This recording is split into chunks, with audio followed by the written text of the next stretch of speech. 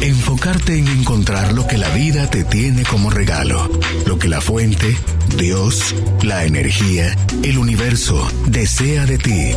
Co-crea tu destino y se manifestarán en tu vida los deseos reales de tu corazón. Carolina, la mujer de hoy, presenta el segmento Hacia una vida mejor. Es así como le damos la bienvenida a nuestro invitado, anótalo, el doctor Haroldo Cabrera Mancio, médico y cirujano con especialidad en ginecología y obstetricia y una amplia gama de estudios en medicina complementaria, que está hoy con nosotros para hablar sobre el tema Fundamentos de la Psicosomática Clínica del doctor Selam. Haroldo, buenas tardes, bienvenido a la radio. Feliz Buenas año. tardes, Carolina. Gracias por la invitación. Yo hace rato que no tenía el privilegio que me entrevistaras. Estoy muy agradecido y contento por eso. Y el día de hoy hemos elegido este tema por dos razones. En lo personal, porque casi nunca abordamos de la perspectiva, pues, como médico, temas psicológicos. Porque siempre se los hemos dejado a los expertos, que son los compañeros que día con día están contigo aquí sentados donde estoy yo. Y segundo, porque como la mayoría de gente sabe, pues regularmente estamos trayendo al doctor Selam para que nos forme en psicosomática clínica, y a pronto será la siguiente formación en el mes de febrero, y más adelante les voy a dar unos datos. Por eso quise yo hablar de este tema, y tal vez una tercera razón, porque lo he estado poniendo en práctica en mis pacientes, y ha sido maravilloso cómo he podido encontrar las verdaderas causas de los síntomas, de las enfermedades, y cómo platicando, como hace un rato lo hacíamos nosotros, la gente se da cuenta, contacta o hace clic con lo que realmente interesa, lo procesa en plena conciencia y se cura. Y de ahí, como tú siempre has dicho acá, la importancia de un buen historial clínico, ¿verdad? Totalmente. Que más allá de la salud, la historia de su árbol genealógico, la relación que hay con fechas y con nombres y con todo esto, que te permite entender y comprender, y ya cuando haces todo lo que has estudiado, porque lo que me encanta de Haroldo es que, como le gusta la parte científica, es súper estudioso, es súper curioso, tiene y necesita que comprobar, y entonces cuando ves tú en tus pacientes sí, el resultado, y tú has dicho aquí también, hay una sola medicina. La que cura. La que cura. Entonces, si estás ayudando a tus pacientes con este agregado que le diste a tu conocimiento para encontrar las raíces, porque hemos, ni que fuera yo médico, ¿verdad? Pero la humanidad, manejado la enfermedad emocional y física a través de aliviar síntomas. Así es. Es una medicina totalmente sintomática. Es una medicina, como le digo yo a los pacientes, y ahora ya lo digo abiertamente porque antes me daba pena decir estas cosas, es una medicina de la enfermedad, no de la salud. Porque si fuera la salud, procuraríamos que el paciente se cure y no vuelva más. Sin embargo, como los chinos, hasta chistes hay de eso, ¿va? De que la mayoría, no digo que todos, pero la mayoría de colegas lo que quieren es que el paciente continúe crónicamente enfermo para que siempre siga llegando. Y eso es triste, y tú tienes razón. Hay dos ejemplos, el médico jardinero y el médico bombero. En Occidente, pues la mayoría, diría yo, nos forman como médicos bomberos, apagafuegos.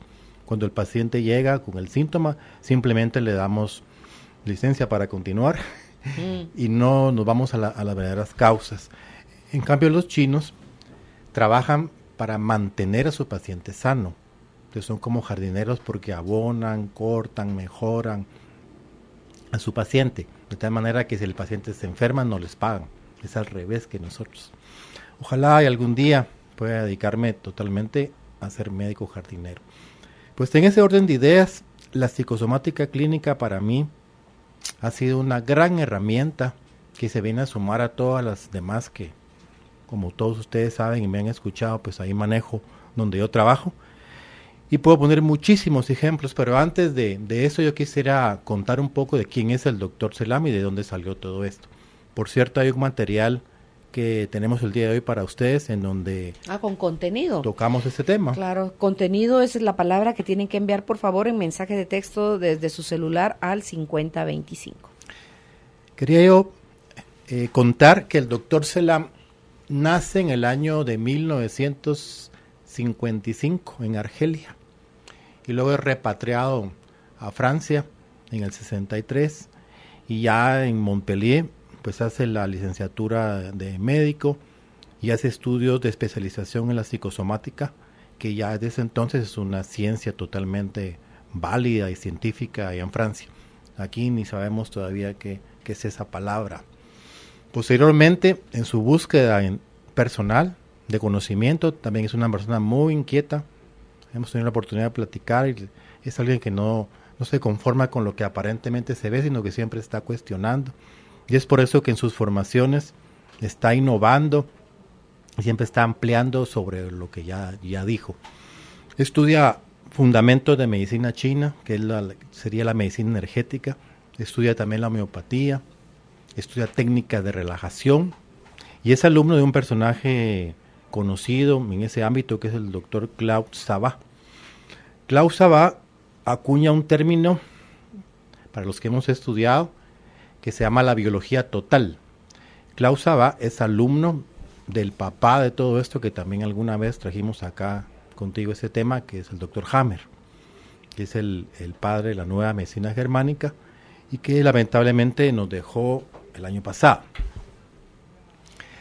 Todo este conocimiento que absorbe Salomón y sumado a su inquietud natural, hace que él investigue en otras líneas y hable entonces de lo que se llama la psicosomática clínica, disciplina que funda en el año 2000.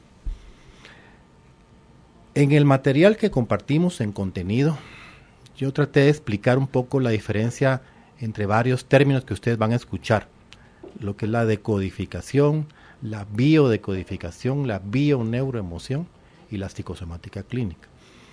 En realidad todos hablan cosas similares, pero se diferencian una de las otras. Y lo que nos trae ahora, ahí lo van a ver en contenido si quieren abundar en el tema, pues la psicosomática se basa en algo muy importante, tú lo has dicho, en una historia clínica muy detallada y muy minuciosa, que no solamente toma en cuenta los aspectos clínicos del paciente, de sus enfermedades sufridas en el pasado, en el presente, sus accidentes, cirugías, como usualmente lo hacemos los médicos, sino también tiene una historia psicológica que data incluso desde que fue formado en el vientre de su madre, lo que se llama el proyecto Sentido Gestacional y que es el título del próximo seminario. Pero también habla incluso a veces, como tú lo decías, del transgeneracional, que fue el seminario anterior que tuvimos la oportunidad de compartir juntos contigo, y también de la historia presente de la persona. Ahí preguntamos hechos, dramas, hagamos de mencionar la palabra contigo también, circunstancias estresantes que nos marcaron, circunstancias que podríamos decir marca un antes y un después, que se grabaron profundamente en el inconsciente y que pueden más adelante ser causa de un síntoma. Salomón decía, no existe ningún síntoma sin que atrás tenga un conflicto, siempre. Entonces siempre nos tenemos que preguntar si este paciente tiene este síntoma, qué conflicto es el que está detrás, y esa es la tarea del psicosomatólogo clínico, tener la paciencia, la apertura, la forma amorosa de tratar a su paciente para que él abra su corazón y le pueda contar. Es que todo lo vemos en relación, me caí, comí algo que me hizo mal, me resfrié, o sea, siempre lo estamos asociando a un factor externo, cualquier pérdida de la salud, Haroldo, y no a una emoción. Así es. Y precisamente me recuerdo, ayer tuve una paciente que estuvo un cáncer de estómago. Se descubrió porque meses atrás comenzó con sensación de llenura plena muy rápidamente, que se fue empeorando hasta llegó el momento en que no podía casi comer nada porque lo vomitaba, empezó a perder peso y le hacen la endoscopía, uno de los compañeros gastroenterólogos muy bueno, y descubre la masa en el antro del estómago, o sea, en la comunicación con el duodeno que obstruía completamente la luz del estómago. Le da la mala noticia que tenía un tumor maligno, lo más probable, y la manda con el cirujano. El cirujano hace su trabajo, termina de hacer los estudios complementarios y la programa para cirugía, y la señora sale de una cirugía, entre comillas, exitosa, porque los límites del tumor, que es lo que todo cirujano que hemos operado tumores quisiéramos, salen libres. Le hace biopsias de ganglios que no tenían enfermedad, y dice, mire señora, yo estoy muy contento con el resultado, y se está curada, quedó limpia. Si usted quiere, hace una quimioterapia preventiva para sellar cualquier posibilidad que una célula se haya escapado durante el acto quirúrgico, y le digo, pero yo estoy muy contento con lo que hicimos. Entonces ella llega porque me dice, mire doctor, yo quiero que usted me aconseje si me hago la quimioterapia preventiva o no me la hago. Pero antes de mojarme las barbas, le digo yo, bueno, mire, no existen los cánceres por casualidad, por mala suerte. Siempre hay una causa muy clara que está detrás. Entonces, esto que a usted le pasó es un conflicto de contrariedad en el territorio. Entonces, ella abre sus ojos y me mira con los ojos desorbitados. ¿Cómo así, doctor? Sí, en los meses anteriores a que usted principiara con sus síntomas, usted ha tenido problemas de contrariedad en su territorio. Yo no sé si su territorio es su trabajo o su casa. Ella venía con su hija y ella se le queda viendo a su mamá. ¿Con quién peleó? Entonces me dice, sí doctor, efectivamente, pero esto no es una contrariedad de hace 6 meses, es de toda la vida, me dice. Y recuerdo cuando estudiamos el primer módulo contigo también de psicosomática, de los principios de la psicosomática, que él hablaba de un conflicto repetitivo mínimo, el conflicto repetitivo mínimo, y es cuando nos exponemos a situaciones en el día a día que consideramos que tal vez no nos están afectando, pero son bronca tras bronca, pleito tras pleito, y con los años se va acumulando hasta que hay una gota que derrama el vaso, y era el caso típico de ella, una forma de conflicto, el conflicto mínimo repetitivo.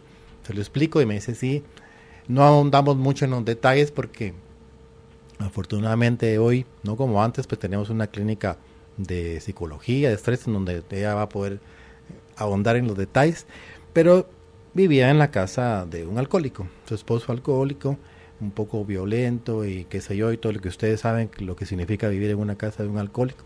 Entonces le digo yo, bueno, ya que usted está clara con lo que acabamos de platicar, puede sacar su conclusión si vale la pena o no hacer la quimioterapia y cuál es la curación definitiva de su problema. ¿Y cuál es? ¿No? Pues no sé, entonces tiene que hacer una evaluación porque lo que se llama, que hicimos es la toma de conocimiento. Con toda la información que yo le di, ella asiente, cae en cuenta, y el siguiente paso es, en plena conciencia, tomar decisiones. Y yo eso ya es privado lo que yo le aconsejé, pero lo traigo a colación el día de hoy porque esa es la forma en que enfocamos las enfermedades, no solo como tú dices, es que me duele el codo, pues tome algún analgésico, o eches algún ungüento, o vaya con el ortopedista porque tal vez lo va a operar, lo que hablábamos de tu amiga de las rodillas. No quiere decir que la cirugía no está indicada, por supuesto, porque yo también soy cirujano. Es más, yo siempre lo he dicho, la cirugía es una rama de la medicina. Incluso en este paciente que conté, el cirujano hizo una operación fantástica, quitó todo el tumor y a partir de ahí ya es responsabilidad del paciente, con toda la información que le dimos, pues tomar las decisiones correctas. ¿No se hizo la quimio? No lo sé, porque ayer fue que llegó. Es nuevo. Sí, nuevo, eso fue ayer, nuevo. Calientito está el caso. Híjole. Sí, porque la cosa de no tomar uno acción, o sea, ya le cayó el 20, ya se hizo consciente. Si no toma uno acción, el cirujano podrá haber dejado limpia esa parte. Sí. Pero seguir en el mismo espacio, le va a salir el cáncer en otra parte. O ahí mismo, depende del síntoma, porque es otra cosa. Los riñones, porque también es el territorio. Al doctor Hammer le debemos, como yo lo dije alguna vez, el mapa, que no existía hasta ese entonces, de cómo la mente se conecta al cuerpo. y cómo a través de una relación muy exacta podemos incluso predecir muchas enfermedades, como él era capaz de hacerlo. Incluso él pone un tercer elemento que es la tomografía cerebral, y él decía que hay tal lesión en el cerebro que corresponde a tal órgano y a tal conflicto. El mapa Famoso, que la mayor parte es correcto y que después se fue mejorando con todo el conocimiento de estas personas que fueron discípulos de Hammer, como lo fue Salomón Selam. Pues Hammer, la historia de él es muy conocida. En el año 78, su hijo menor, Dirk, se encontraba en el Mediterráneo con unos amigos disfrutando en una noche de verano. Y como dijo alguien, estaba en el lugar equivocado, en el momento equivocado. Y uno de los herederos de la casa Saboya, del príncipe de Saboya, que es la última casa real de Italia, y como todos sabemos la monarquía fue abolida en Italia por la Segunda Guerra Mundial, se encontraba disparando al aire con un rifle para matar elefantes a distancia. Y una de esas balas pues asienta en el cuello de Dirk, inmediatamente lo deja paralítico, en coma. El doctor Hammer, que se encontraba en su casa con su esposa Sigrid, le avisan. Ese fue un shock terrible, se van al hospital. El muchacho de 19 años estuvo en coma 6 semanas y finalmente muere. A partir de ahí, el doctor Hammer se da cuenta que tiene un cáncer en el testículo izquierdo, y que su esposa Sigrid, que también era médica y radióloga, tiene un cáncer en la mama izquierda. Y él, que era un hombre sumamente brillante, dice: esto no puede ser casualidad, aquí hay una conexión. Y a partir de esa conexión que él intuye, busca, investiga en un hospital de cáncer en Alemania, entrevista a más de 1000 pacientes, y en la totalidad de los pacientes encuentra una conexión entre un hecho traumático, un psicoshock, como dice Salomón, un evento brutal que afecta o impacta la vida de los pacientes, y a partir de ahí crean una contraparte física, un tumor. El grave problema, no es grave problema, la situación difícil pues, es de que el cerebro, el inconsciente más bien, opera mucho con el símbolo. Voy a poner un ejemplo de otro caso que tuve. Entonces hacemos el conflicto que se queda impregnado en el inconsciente, y el inconsciente trata de sacar esa información a través del cuerpo en forma simbólica. También hace unos días llega una muchacha que había yo visto anteriormente, pero no habíamos tenido oportunidad de platicar, con pérdida masiva del cabello. Eso se llama alopecia. Mucha alopecia, con grandes áreas de alopecia, que no había respondido a un tratamiento convencional de dermatología, a shampoos, lociones, infiltraciones, todo eso. Y platicando, pues también me cuenta que vivía en un hogar donde el padre era muy violento, que maltrataba verbalmente y físicamente a los hermanos, a la mamá, que también sufría de alcoholismo. Y en uno de esos días de mucha violencia, ella salió a defender a su madre y él le quiso pues agredir. Sale ella disparada de la casa huyendo, él la alcanza y la arrastra del cabello. El simbolismo. Muy bien. Entonces por eso quería hablar del símbolo. Entonces le digo: ¿sabes qué significa? Que estás perdiendo la cabellera. Wow. Mientras más pierdo la cabellera, menos tiene mi papá de dónde agarrar para arrastrarme. Y ella comienza a llorar y hace una catarsis. Hablamos del tema, como tú bien dijiste, eso se llama toma de conocimiento, pero dicho de otra manera le cayó el 20. Uh-huh. Y a partir de ahí, pues ya ella tiene que hacer un trabajo ya en plena conciencia para empezar una curación, porque el síntoma persiste mientras el inconsciente no hace la conexión. O sea, mientras no hagamos la conexión entre la mente y el cuerpo, no podemos sanar. Pues ahí es el trabajo del psicosomatólogo. Y yo diría que con lo que hablamos hace un momento, la experiencia bonita que me contaste el fin de año, a través de muchas técnicas, no solo de la psicosomática, a mí en lo particular, tú bien lo dijiste, me cuadra muy bien porque me gusta entender el porqué de las cosas, y cuando yo estudié esto y sigo estudiando y veo que hay una correlación pues milimétrica, como dice Salomón, nanométrica de la conversión, y voy a explicar qué es eso, me siento muy satisfecho, me siento en mi terreno, y yo sé en dónde estoy pisando, hacia dónde voy, cómo puedo apoyar a mis pacientes y cómo puedo echar mano de las diferentes herramientas de trabajo, como la acupuntura, como la terapia neural, como las mismas flores de Bach, como la bioresonancia, pero ya teniendo bien claro del porqué de las cosas y cómo se originaron.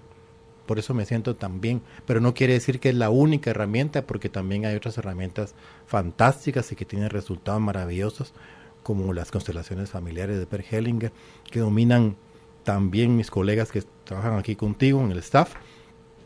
Y con lo que tú me decías de la técnica del silencio, de meditar en completo silencio, también lo que hacemos, estaba yo meditando por qué se cura de la enfermedad de las rodillas tu amiga, y es porque al hacer la meditación completa en silencio, logra desconectar el conflicto que estaba produciendo el síntoma. Absorbe. Totalmente. Me dice, mira, todo lo emocional, Caro, va a pegarte a la espalda, a la cadera, a las rodillas, tiene que ver con la familia. O sea, todo lo que no se pudo Es manejar, una toma de conciencia. Sí, entonces, sola, sus sin necesidad de que rodillas nadie están le explicara nada. solo observan, a través del solo silencio. desde su observador interno. Claro, hace una observación. O sea que lo que descubre este hombre es valiosísimo. Lo puede finalmente escribir, o más bien describir, para que todos entendamos el porqué de las cosas. La psicosomática clínica se basa en lo que es la conversión. Una palabra muy interesante. La conversión es como un conflicto a nivel psíquico que se encuentra alojado en el inconsciente de la persona a través de un sistema de protección que se llama sistema de protección psíquica, que tiene unos límites, que tú lo acabas de decir, los límites de tolerancia. Cuando esos límites de tolerancia son superados o son desbordados por la suma del estrés de la persona, el sistema de protección lleva a manifestar un síntoma orgánico a través de la fisiología. Entonces eso se llama conversión, como un conflicto psíquico se convierte en un síntoma físico o enfermedad, básicamente. Cuando entendemos eso, bueno, y no solo una enfermedad física, también puede ser un problema de la conducta, un comportamiento o incluso una enfermedad mental. Alguien me preguntaba que si la psicosomática trabajaba otros temas, por ejemplo, los desórdenes amorosos, por supuesto. Personas que tienden a buscar siempre el mismo tipo de pareja y que siempre fracasan. O personas que conscientemente, como todos los viles mortales, se quieren casar y nunca encuentran con quién.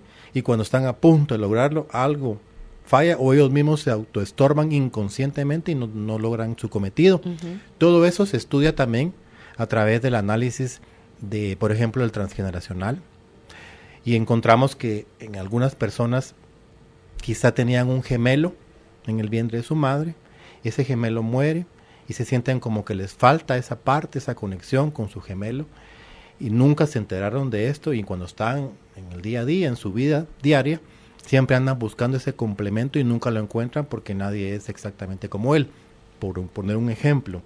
O hay una vida de los ancestros, de múltiples abusos de sus ancestros, de sus parejas, y por eso es que inconscientemente se sabotea para no encontrar una pareja, porque trae el programa de que todas las parejas abusan. Entonces todo eso lo podemos encontrar a través del análisis de la psicosomática. Sumamente interesante. Y el tema del proyecto Sentido Gestacional es fabuloso, que ese es un aporte que incluye Salomón en su perspectiva de la psicosomática, pero que no es de él. Es de un famoso psicólogo parisino, el doctor Marc Frechet. Marc Frechet nace en el año de 1945, la Segunda Guerra Mundial. La historia de él es muy bonita porque su vida prácticamente le sirve a él como base para entender lo que es el proyecto Sentido Gestacional. Y él cuenta que en ese entonces su madre no se había comportado pues muy correctamente y pronto iba a ser llevada a juicio. Y sus padres pues hablan, mira, si nos embarazamos, probablemente el juez sea benévolo contigo. Entonces ella se embarazó para evitar la cárcel de Marc Frechet. De tal manera que cuando llega el juicio, ya tenía unos cuantos meses de embarazo, de todos modos se va a la cárcel. Entonces todo el embarazo de Marluce lo cursa en el vientre de su mamá en la cárcel, y los meses posteriores también, y siempre estaba rodeado de todas las reclusas que lo mimaban y lo acariciaban, pero él se sentía solo, porque su madre nunca lo quiso realmente, sino que lo usó como un mecanismo de escapatoria. Él dice, y mi vida fue así, siempre estuve rodeado de muchas personas, pero siempre me sentí solo.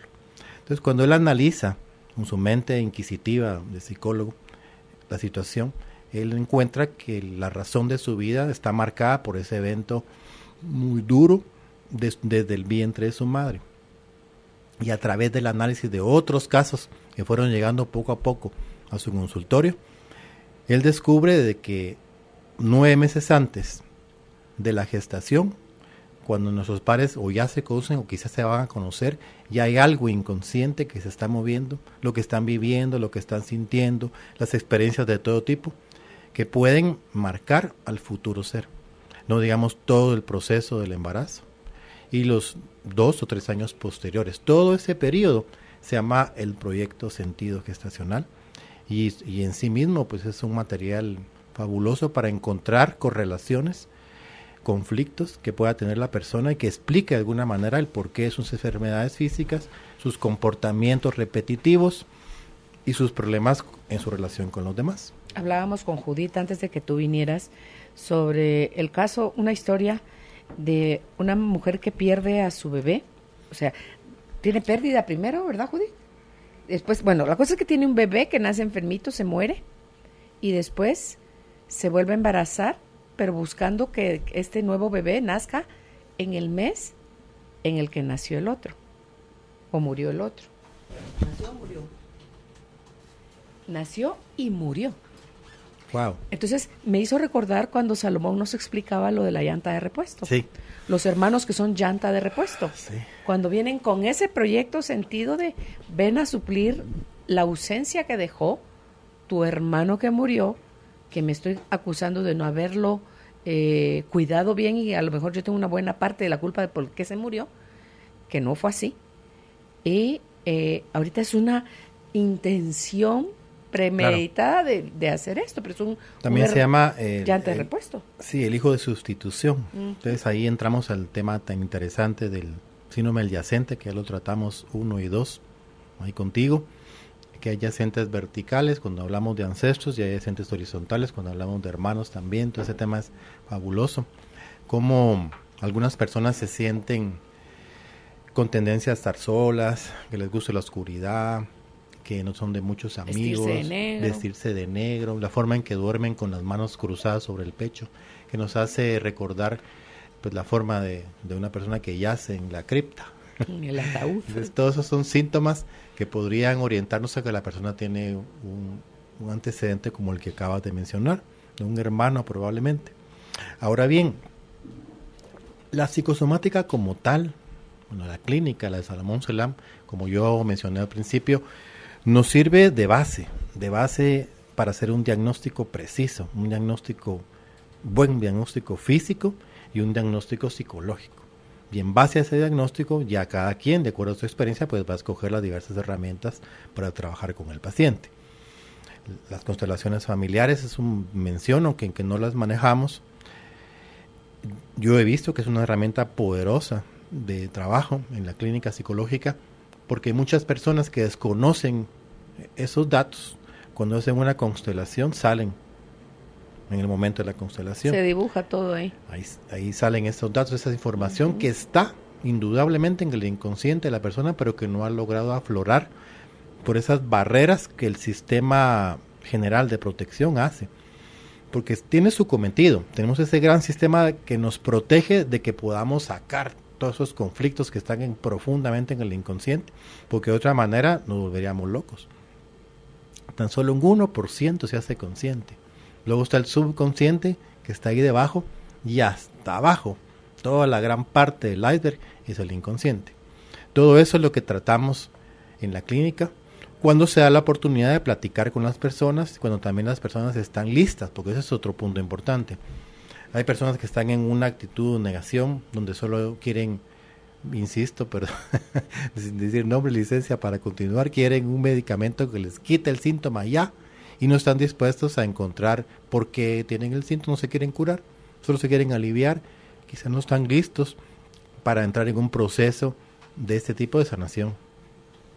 Claro, y esa es una cosa que se debe respetar, el tiempo y la velocidad de cada individuo, Haroldo, para poder salir del conflicto en el que está. Que hay gente que le encuentra beneficio a estar metido en el conflicto. Sí. Tiene un beneficio secundario. Sí. Hay personas que les conviene estar enfermas, porque de esa manera atraen a sus familiares que estén pendientes de Yo ellos. sé de alguien así. Entonces no les conviene curarse. Claro, por supuesto. Entonces, no todo es lineal, no todo es A más B es igual a C. Aquí entra lo que siempre repito, y no solo en esta entrevista, sino en otras, lo que es la individualidad. Muy importante. Entonces yo no puedo aplicar lo que me sirvió con este paciente en otro, aunque tengan el mismo síntoma.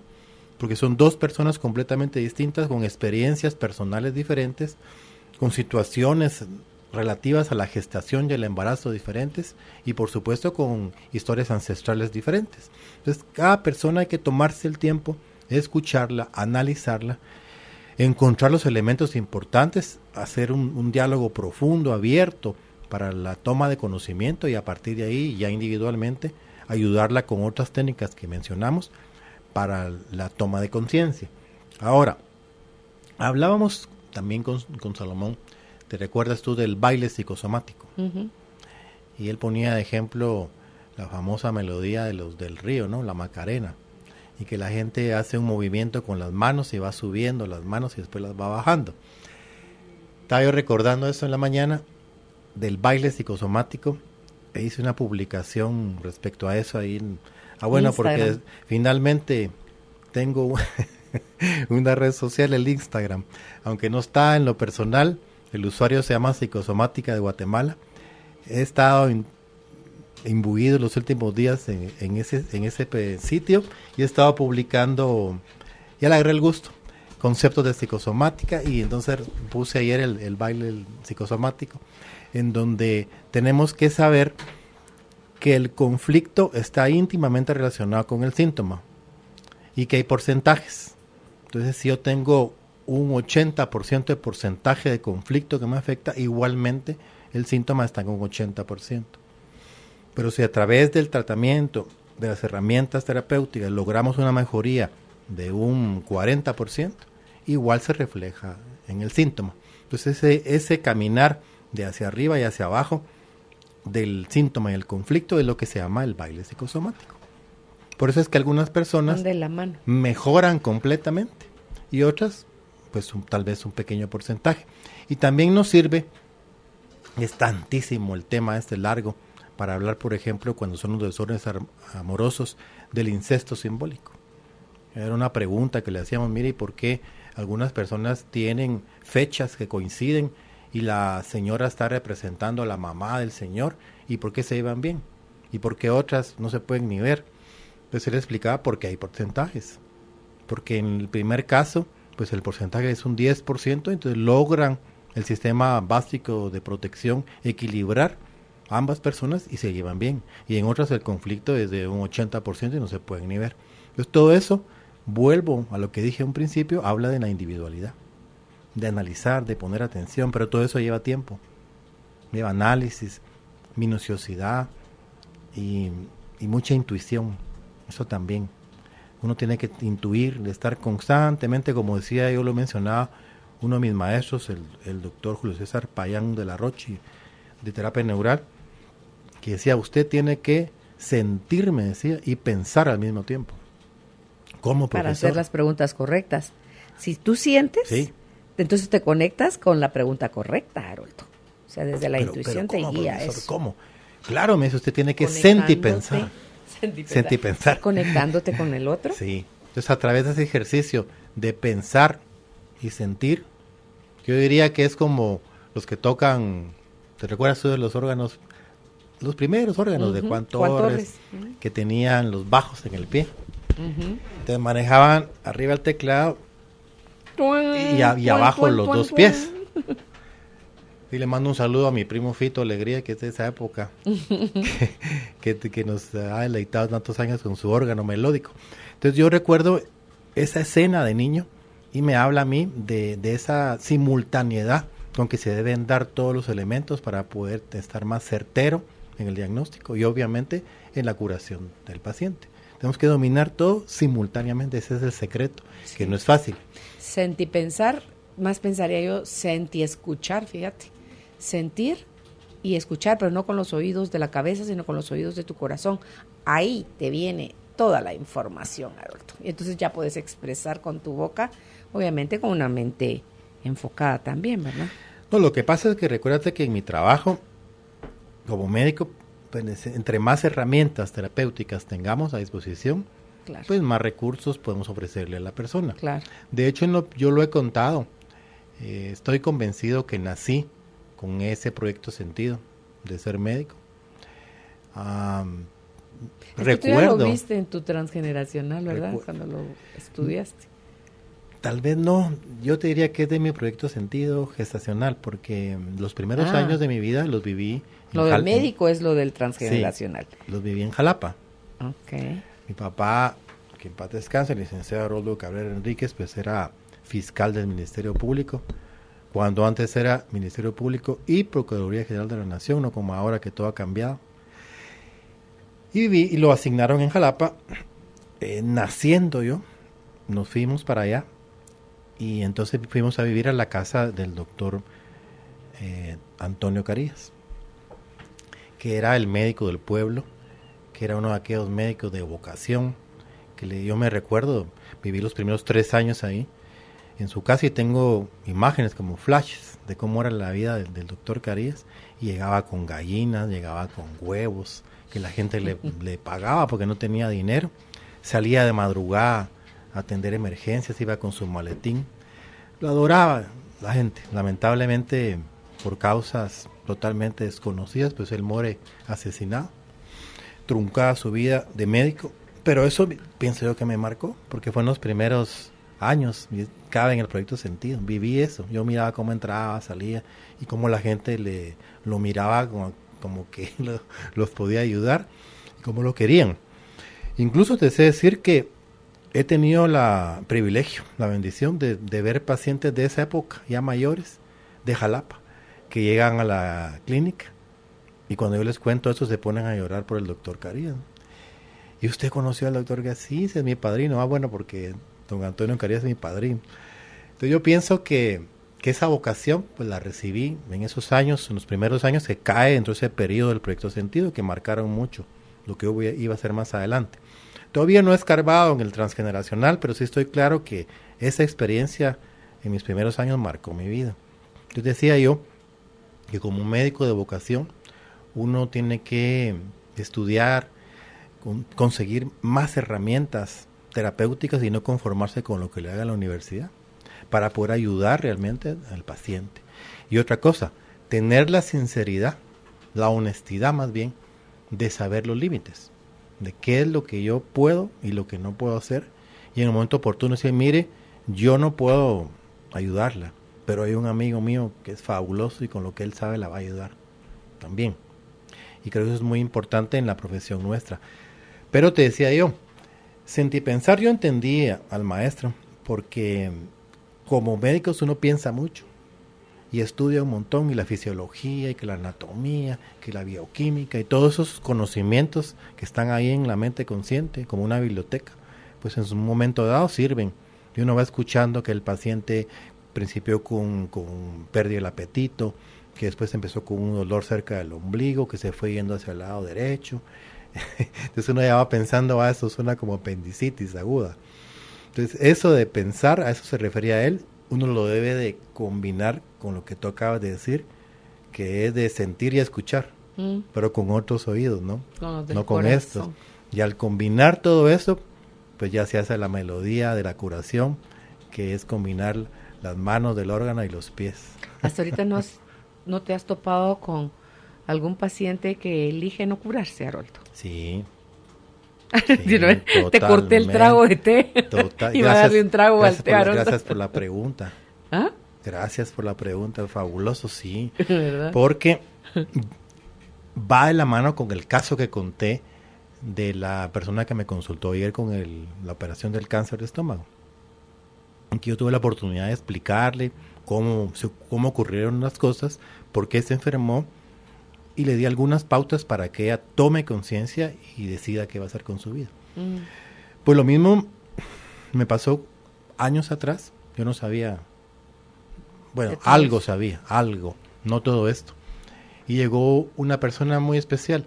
Era un pastor evangélico que en su vida anterior había trabajado de policía, pero que sintió pues el llamado en su vida en algún momento de la espiritualidad y se dedicó a la iglesia y se dedicó a predicar el evangelio en la iglesia.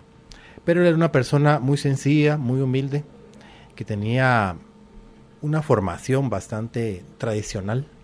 Es otra cosa que quiero hablar yo dentro de un momentito de los juicios de valor. Y con esa formación tan tradicional era una persona que le gustaban las cosas rectas, claras, no le gustaban las cosas con dobleces, y su prédica siempre tuvo un tono de corrección. Y todos los domingos se dedicaba a corregir y que hay que ser honesto, que no hay que hablar con mentira, que no hay que ser infiel, que no hay que ser esto y el otro. Entonces las personas pues como que se molestaban cuando él les caía muy incisivamente donde más les dolía. Y resulta que a los 2 años, un día de tantos, llegan los cabezones de los meros dueños de la guayaba en la iglesia y le piden el puesto. Y entonces, sin haber hecho nada, entre comillas, incorrecto, porque todo lo contrario, suena muy correcto, lo sientan. Y él se queda ahí, sentado de feligrés, viendo como otra persona que tal vez no vivía lo que estaba hablando, se subía enfrente a hablar cosas incoherentes. Esa contrariedad es lo que lo llevó a tener un cáncer de estómago. Y vivía con los síntomas, y cuando llegó, pues yo le hice el diagnóstico, tenía un cáncer de estómago, le expliqué cómo funciona todo. Porque a todo esto, en el inconsciente, hay también elementos de un inconsciente arcaico, que está relacionado con toda la historia de la humanidad, que se llama el inconsciente colectivo de Carl Jung, en donde hay informaciones de todas las culturas, de todas las historias de todas las personas, y están los arquetipos. Entonces sabemos de que el sol, por ejemplo, es el arquetipo del padre, que la luna es el arquetipo de la madre, que el agua también es de la madre, y todos esos esquemas de pensamientos fundamentados en experiencias de todos los antepasados están en el inconsciente. Y también están en algunos mamíferos, porque los animales también sufren conflictos muy arcaicos, conflictos biológicos, y los llevan a tener síntomas igualito que nosotros. Entonces yo le explicaba todo esto a él, y que no era porque él a nivel consciente manejara cierta moralidad o ciertos juicios de valor de qué es bueno, qué es malo, lo que hablamos contigo hace un rato, o lo que es correcto, lo que es incorrecto, porque eso depende muchísimo de nuestro patrón de creencias, de lo que vivimos en la casa y lo que nuestros ancestros también indudablemente vivieron. De tal manera que hoy día hay personas que se sienten muy liberadas, muy liberales, pero en el inconsciente siguen juzgándose a sí mismas como hace 50 años lo hacían sus abuelos, y por eso desarrollan síntomas, aunque conscientemente sean muy abiertos. Pues esta persona, yo en lenguaje muy sencillo le expliqué, y que lo que él tenía que hacer era salirse de ahí, no seguir viendo cómo otro ocupaba su lugar y él con la contrariedad y tratando de hacer cara sonriente, porque él tenía que perdonar a todos. Que si él quería salvar su vida, pues se saliera de ahí y se fuera a otra parte, que al fin y al cabo iba a encontrar muchos lugares de personas que sí querían oír el estilo de su prédica. Sin embargo, él me dijo que no, que él tenía que sufrir, así como había sufrido Jesús, que él tenía que perdonar y que él se iba a quedar ahí. 6 meses después murió por voluntad propia. Se lo conté ayer a la señora también. Entonces ya depende de cada quien, porque yo no me cabe la menor duda que él estaba claro con lo que yo le expliqué, porque lo vi en sus ojos, pero pesó más su lealtad a su creencia. Esa es la palabra, la lealtad, que es otra cosa importantísima en la psicosomática. Las lealtades familiares invisibles. más fuertes que... Y eso viene en la línea transgeneracional, lo estudiamos juntos. Por ejemplo, en una vocación profesional. Entonces la persona va a estudiar abogacía y le va bien en la universidad y después se gradúa y después de cierto tiempo de estar ejerciendo la abogacía se da cuenta que eso no lo llena y que no es lo que realmente quería y entra en un conflicto existencial, pero ¿por qué yo escogí esto? Y cuando se hace el análisis transgeneracional nos damos cuenta de que esta persona es abogado porque muchos de sus ancestros sufrieron injusticias. Entonces necesitaba a una persona que abogara, viene la palabra abogado, por las injusticias, y por eso él escoge la profesión de abogacía para reparar simbólicamente todas las injusticias vividas por sus ancestros. Cuando la persona toma conocimiento de esto y luego ya en plena conciencia analiza sus caminos, puede decidir, bueno, si yo ya entendí esto, yo ya reparé 15 años trabajando como abogado al clan, voy a cambiar de profesión, ya voy a hacer lo que siempre quise, voy a ser músico, por ejemplo. O simplemente, bueno, ya estoy consciente de esto, ahora ya no me siento perdido, que por qué estoy aquí, sino lo sé por qué, le he encontrado gusto a esto y voy a seguir siendo abogado, pero en plena conciencia, no movido por una mí, fuerza no por mis ancestros. De lealtad familiar. Sí, el caso aquel donde el abuelo había dilapidado la fortuna de la abuela y entonces hoy la nieta está trabajando en una institución financiera en el área de cuidando las finanzas. Claro, sí. en el área de recuperación de cuentas, ¿verdad? Es interesante porque, insisto, la psicosomática clínica no solo nos sirve para trabajar enfermedades físicas, cánceres, diabetes, artritis, sino también para explicar a algunas personas que están perdidas, que se sienten que no están haciendo lo que querían o que repiten, es otra cosa. Los ciclos biológicos memorizados también es un gran aporte de Marc Frechet, en donde la persona tiende cada cierto tiempo a repetir ciertas cosas, ya sea en forma horizontal cuando es de la vida de uno.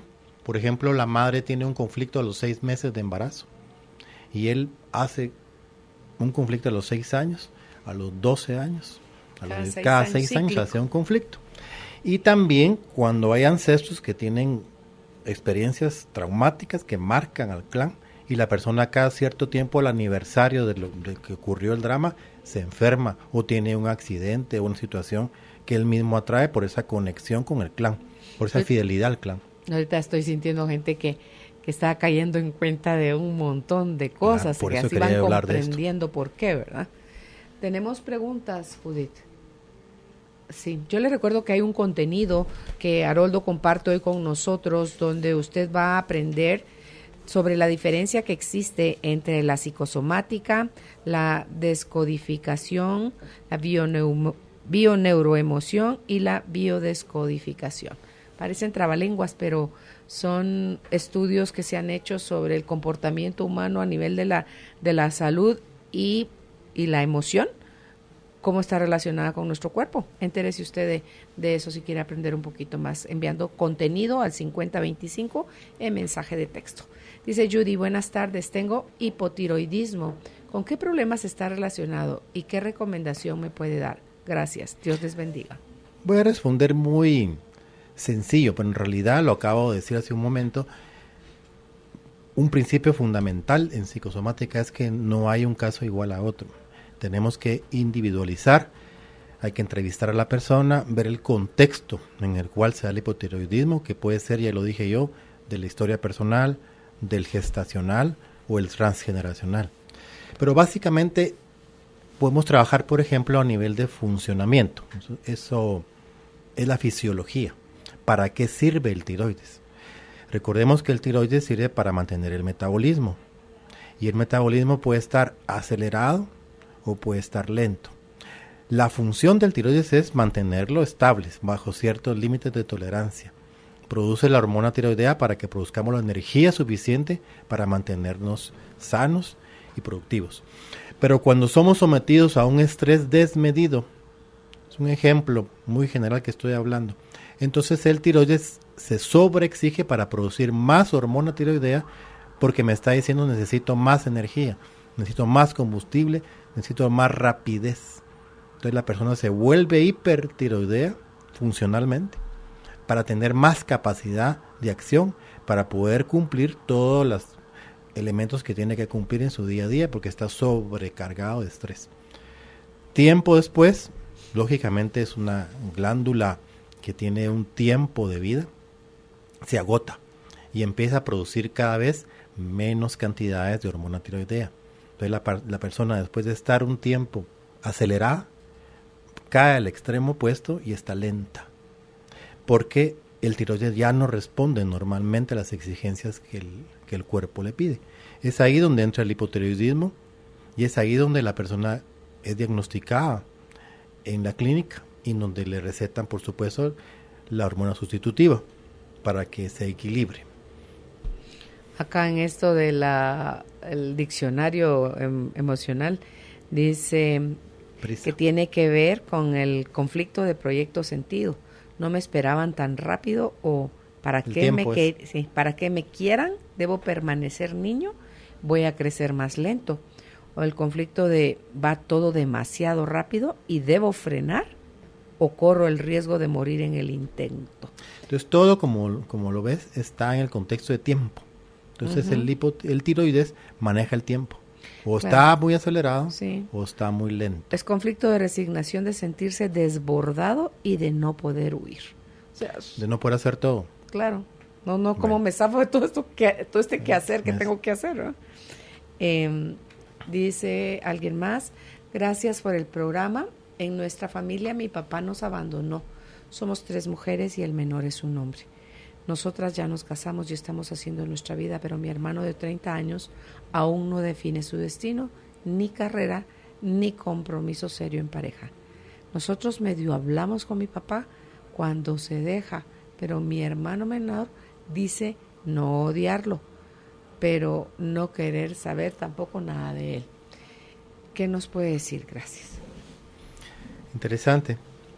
Voy a volver a repetir en cada pregunta lo mismo. Siempre es importante individualizar y escuchar todos los elementos para poder hacer un buen juicio. Pero, bueno, es el momento de recalcar.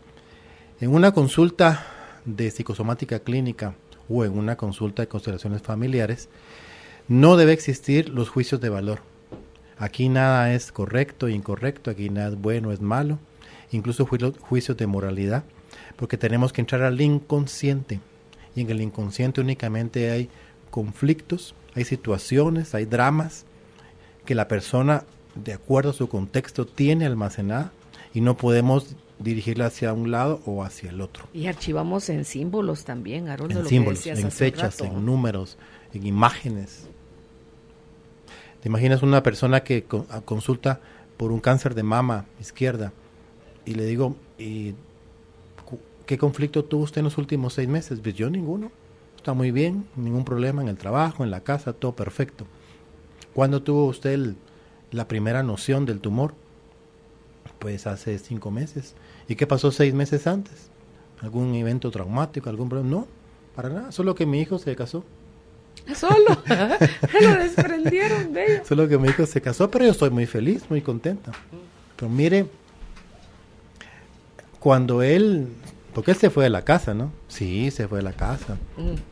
¿Y usted qué sintió cuando pasó en el cuarto de su hijo? Entonces empieza a llorar. Pues sentí que mi hijo se había muerto, me dijo, por un momentito, pero rápido yo me hice el coco wash de que no, que se había casado. Entonces ese es el momento dramático, el que dispara el programa de mama. Cuando ella ve el cuarto vacío, oscuro, y siente, se murió mi hijo, lo perdí. La ausencia. La ausencia. Eso dispara el programa de mama, que en este caso significa voy a hacer más mama para poder amamantar simbólicamente a otro hijo o a mis hijos. Es el simbolismo, porque la mama, el símbolo es nutrir. Entonces la mama izquierda en la mujer diestra es nutrir a la familia, el nido, el conflicto del nido vacío, hizo ella, a la casa, a los hijos, y el lado derecho es nutrir a mi esposo o al trabajo. Bueno, entonces en este caso, recordemos también, en el proyecto Sentido Gestacional se habla muchas veces de diferentes tipos de hijo. Todos de los hermanos de llanta repuesto, pero también está el hijo que es el bastón de la vejez. O Benjamín, en este caso famoso. es el moscardón de la reina, le llama Salomón, o sea, el mosquetero de la reina.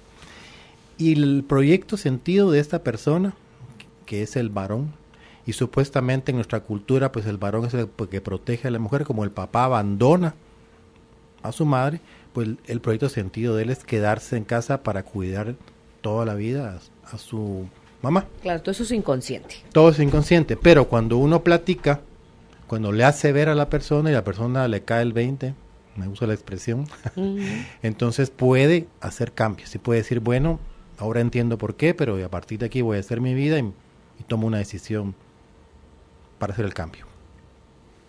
Ok, mi nombre es Elizabeth, tengo problemas de desgaste de mis rodillas y quisiera saber a qué se debe mi problema o qué me puede decir. Gracias y que Dios les bendiga.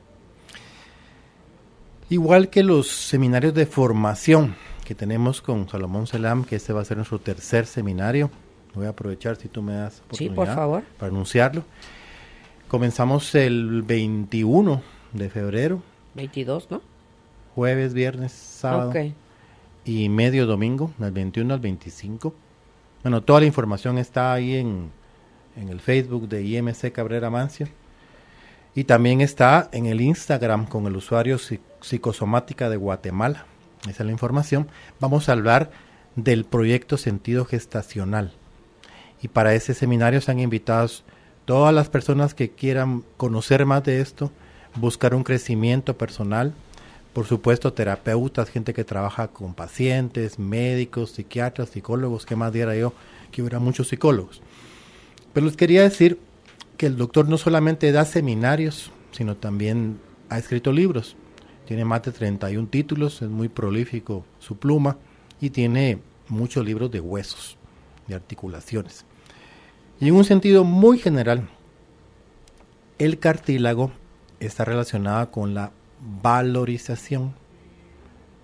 Y por supuesto, cuando hay una desvalorización, hay un desgaste de los cartílagos. Por eso, si existe una desvalorización deportiva, en el caso de los jugadores de alto rendimiento de fútbol, rápidamente empiezan con problemas de rodilla. Cuando ya están viejos, cuando ven que la gente joven le va pisando los talones y va a ocupar su puesto, empiezan a padecer mucho las rodillas. Igualmente puede ser una persona que, me estoy inventando la historia, tiene 20 años de trabajar en una institución, ha sido muy exitosa y de repente se da cuenta que el tiempo pasó, que sus habilidades no son como a los 20 años y que hay gente joven que va detrás que tarde o temprano va a ocupar su puesto.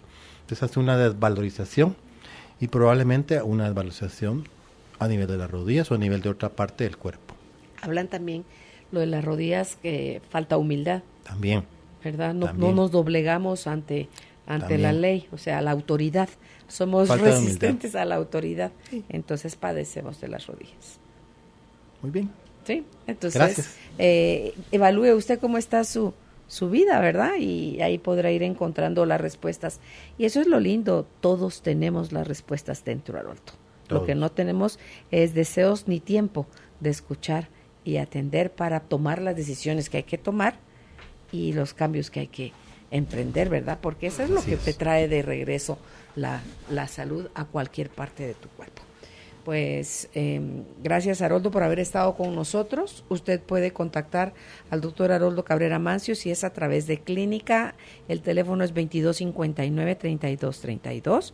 Pueden hacer también una cita si es en WhatsApp, 5515-4471. Y ahora pues está él muy emocionado publicando todos los días en Instagram. Allí lo encuentran como Psicosomática de Guatemala. Gracias, Haroldo. Gracias a ti. Fluir y tratar de entender hacia dónde la vida nos está guiando es lo mejor. Carolina, la mujer de hoy, presentó el segmento Hacia una vida mejor.